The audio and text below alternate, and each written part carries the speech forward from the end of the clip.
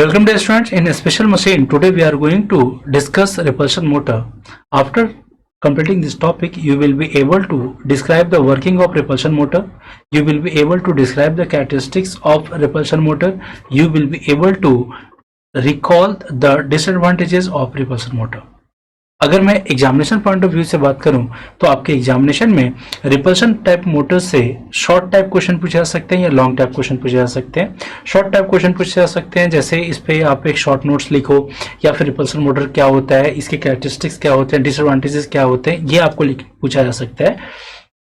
Long type question में क्या क्या आ सकता है आपके एग्जाम में, इन सभी जो शॉर्ट टाइप क्वेश्चन है अगर उसको मर्ज कर दिया जाए तो वो आपका एक लॉन्ग टाइप क्वेश्चन बनाया जा सकता है। तो आइए डिस्कस करते हैं सबसे पहला learning module, working of repulsion motor. तो स्टूडेंट्स अब हम यहाँ पे डिस्कस कर रहे हैं वर्किंग ऑफ रिपल्शन मोटर, ठीक है। तो उसके पहले अगर हम बात करें तो यहाँ पे जो रोटर कंस्ट्रक्शन है आपके रिपल्शन मोटर का, वो आपके डीसी सीरीज मोटर के जो या डीसी मोटर का जो आपका कंस्ट्रक्शन होता है वो सेम होगा। यहाँ पे जो आपका रोटर कंस्ट्रक्शन जो डीसी मोटर का होता है वही रोटर कंस्ट्रक्शन आपके रिपल्शन मोटर का होगा, बट जो इसका स्टेटर कंस्ट्रक्शन है वो कंस्ट्रक्शन आपके जो सिंगल फेज इंडक्शन मोटर होता है जिसमें आप मेन और ऑक्सिलरी वाइंडिंग यूज करते हैं, उन दोनों वाइंडिंग को यूज करके मतलब उसी तरीके से आपका यहाँ पे स्टेटर होगा, ठीक है। अब हमें यहाँ पे बात करना क्या है कि ये जो आपका रिपल्शन मोटर होता है ये आपका बेसिकली इसे हम बोल सकते हैं कि ये आपके सिंगल फेज मोटर की कैटेगरी में आता है, ठीक है। यानी कि आप जो स्टेटर पे जो वाइंडिंग है आप उस पर सिंगल फेज एसी सप्लाई देते हैं और सिंगल फेज एसी सप्लाई देने के बाद आप रिपल्शन, यहां पे अगर आप नाम देखो तो आप यूज कर रहे हो रिपल्शन, है ना। और ये जो रिपल्शन है, रिपल्शन का मतलब क्या है कि ये एक ऐसा मोटर जिसमें रिपल्सिव फोर्स यूज किया जाता है,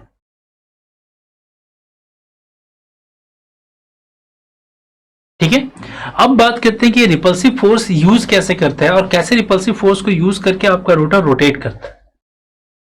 तो बेसिकली अगर आप यहां पे कंस्ट्रक्शन देखो तो इस कंस्ट्रक्शन में हम देख सकते हैं कि ये आपका स्टेटर वाइंडिंग है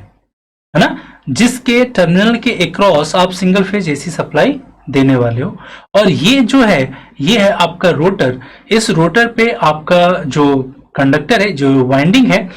उसको आपने कम्यूटेटर से कनेक्ट किया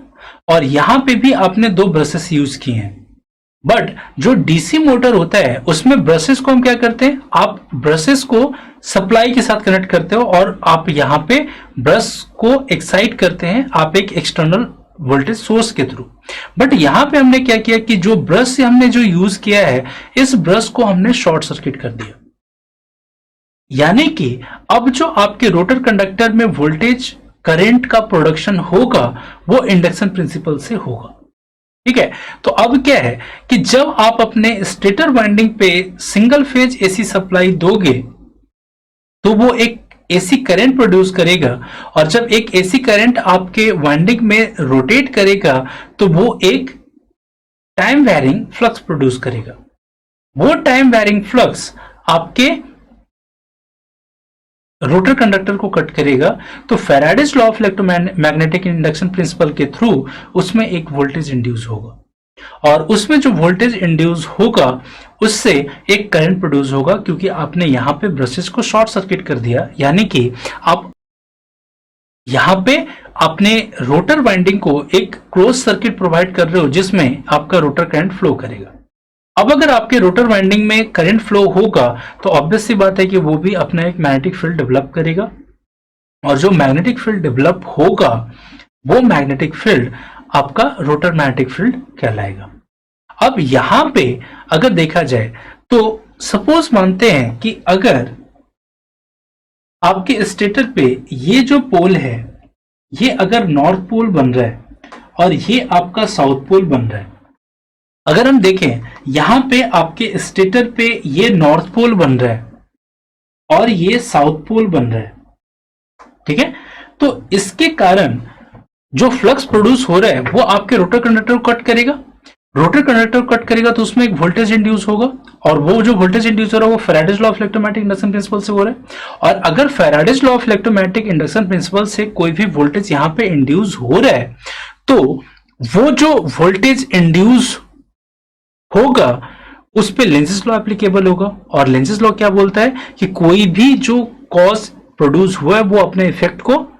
कोई भी जो इफेक्ट प्रोड्यूस हुआ है वो अपने कॉज को अपोज करना चाहिए। तो यहां पे नॉर्थ पोल और साउथ पोल के कारण जो फ्लक्स का प्रोडक्शन हुआ, और उस फ्लक्स के प्रोडक्शन के कारण आपके रोटर कंडक्टर में वोल्टेज इंड्यूस हो रहा है, करंट प्रोड्यूस हो रहा है, और उससे आपका रोटर मैग्नेटिक फील्ड डेवलप हो रहा है। तो रोटर मैग्नेटिक फील्ड का नॉर्थ पोल और साउथ पोल इस हिसाब से होना चाहिए कि वो स्टेटर मैग्नेटिक फील्ड को अपोज करे, तभी आपका लेंजेस लॉ सेटिस्फाई होगा। तो उस कंडीशन में आपके रोटर पे ये भी आपका नॉर्थ पोल होगा और ये साउथ पोल होगा। अब अगर देखो तो जो रोटर का नॉर्थ पोल है और जो स्टेटर का नॉर्थ पोल वो आमने सामने है, तो उसके बीच में फोर्स ऑफ रिपल्शन एप्लीकेबल होगा, है ना। और उसी हिसाब से जो आपका जो रोटर जो एस पोल है वो आपके स्टेटर एस पोल के आमने सामने है, तो उसके कारण भी आपको फोर्स ऑफ रिपल्शन एप्लीकेबल हो रहा है। यानी कि आपके रोटर पे जो फोर्स अप्लाई हो रहा है वो हो रहा है रिपल्सिव फोर्स, और इसी रिपल्सिव फोर्स के कारण आपने इस मोटर का नाम दिया रिपल्सन फोर्स, रिपल्सन मोटर। ठीक है, तो सबसे पहली बात ही तो यहां पे खत्म हो जाती है। तो अब यहां पे इन दोनों के बीच में फोर्स ऑफ रिपल्शन के कारण आपका रोटर रोटेट होगा, तो इसलिए आप इसे बोलते हैं रिपल्सन मोटर। ये क्लियर हो जाता है। लेकिन यहां पे जो हमने कंस्ट्रक्शन देख रहे हैं, हम इस कंस्ट्रक्शन में अगर देखें तो आपका जो स्टेटर नॉर्थ पोल और साउथ पोल है वो आपके रोटर नॉर्थ पोल और साउथ पोल के ठीक आमने सामने है। यानी कि यहां पे जो आपका फोर्स ऑफ रिपल्शन एप्लीकेबल होगा वो एग्जैक्टली वर्टिकल डायरेक्शन में वो एप्लीकेबल होगा, और एग्जैक्टली वर्टिकल डायरेक्शन में अगर वो एप्लीकेबल होगा तो यहां पे फोर्स ऑफ रिपल्शन चूंकि डायरेक्ट वर्टिकल एप्लीकेबल हो रहा है, तो ये जो फोर्स है वो आपके रोटर को रोटेट होने के लिए एप्लीकेबल होगा नहीं, क्योंकि आपके रोटर तभी रोटेट होगा जब उस पर टेंजेंशियल फोर्स एप्लीकेबल होगा। बट यहां पे आपके स्टेटर मैग्नेटिक फील्ड और रोटर मैग्नेटिक फील्ड के बीच में चूंकि टेंजेंशियल फोर्स एप्लीकेबल नहीं हो रहा है, तो आपका रोटर रोटेट नहीं हो रहा है ना। तो इसलिए हम ऐसा बोल सकते हैं कि अगर जो आपका रोटर है, रोटर के ब्रशेस हैं, अगर वो डायरेक्ट एक्सिस के अलोंग है, यानी कि डायरेक्ट एक्सिस किसे बोलते थे, इफ जो आपका नॉर्थ पोल और साउथ पोल के डायरेक्शन में जो आपका एक्सिस बनता है ना। तो अगर रोटर का नॉर्थ पोल और साउथ पोल के बीच में जो एक्सिस बन रहा है आप उसे रोटर का डायरेक्ट एक्सिस बोल रहे हैं। तो अगर आपका और जो आपका स्टेटर का नॉर्थ पोल और साउथ पोल है, तो अगर डायरेक्ट एक्सिस की बात करें, स्टेटर जो डायरेक्ट एक्सिस है, अगर आपके रोटर डायरेक्ट एक्सिस कोइंसाइड कर जाए, तो उस केस में आपका जो रिपल्सिव फोर्स होगा वो वर्टिकल होगा, जो कि आपके रोटर को रोटेट करने के लिए काफी नहीं होगा। ठीक है, तो इसलिए हम यहां पे बोल सकते हैं कि अगर मान लेते हैं कि अगर आपका स्टेटर मैग्नेटिक फील्ड और रोटर मैग्नेटिक फील्ड के बीच के एंगल को अगर आप अल्फा मान के चलते हो, तो अगर आपका alpha is equal to 0 degree हुआ, 0 डिग्री कहने का मतलब है कि जिस एक्सिस पे आपका स्टेटर मैग्नेटिक फील्ड है, अगर उसी के डायरेक्शन में आपका रोटर मैग्नेटिक फील्ड हो जाए, तो आपके रोटर का रोटेशन नहीं हो सकता।